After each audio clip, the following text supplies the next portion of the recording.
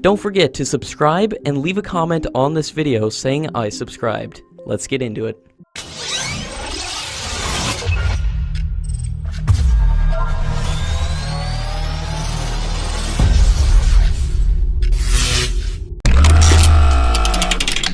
S. Christopher, the chairman of DRDO, has said that several countries have shown interest in procuring the indigenously developed Akash system. He also added that discussions are underway with few countries, and order for the system will be coming soon. On the allocation for research and development, he said that the organization has a budgetary allocation of 2,000 crore rupees for this year. He also said that there were export inquiries for the BrahMos system. According to latest reports, Larsen & Toubro will be supplying the airframe of the BrahMos system, and will also expand the product range in the near future.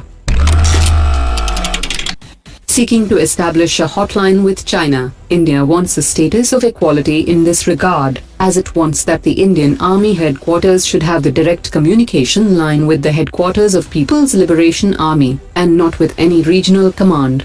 But China wants that the hotline should be established between the Indian Army headquarters and the Chinese Army's regional command in Tibet.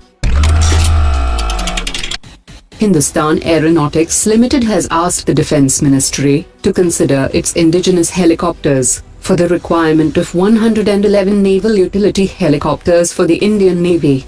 The state-owned company has informed the Defence Ministry about the progress in its light utility helicopter program, which took its first flight in September 2016 and is planned for production in 2018. Hindustan Aeronautics Limited has invested 400 crore rupees into the program, and instead of relying on imports, the indigenous helicopters can be used by the Navy. India's first indigenous long-range artillery system will be tested at the Pokhran testing range next week. The trial of the system was stopped earlier because of an issue with its barrel, but it has now been resolved after the system was upgraded successfully. This trial will be conducted in presence of technical officers of the Indian Army. Apart from testing its range, its performance will be tested in adverse conditions. Vice Admiral Girish Luthra has said that indigenization will help the downtime of Indian military aircraft, which are mostly grounded, until the required foreign components are shipped to India.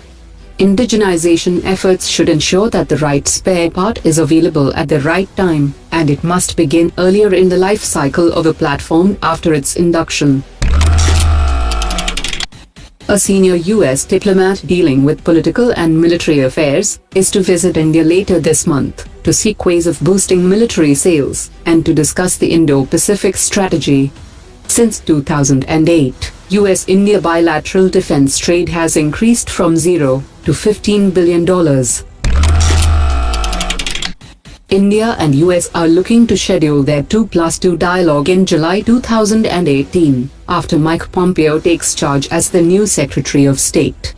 The dialogue was scheduled to take place on April 18, but was postponed after US President Donald Trump appointed a new Secretary of State.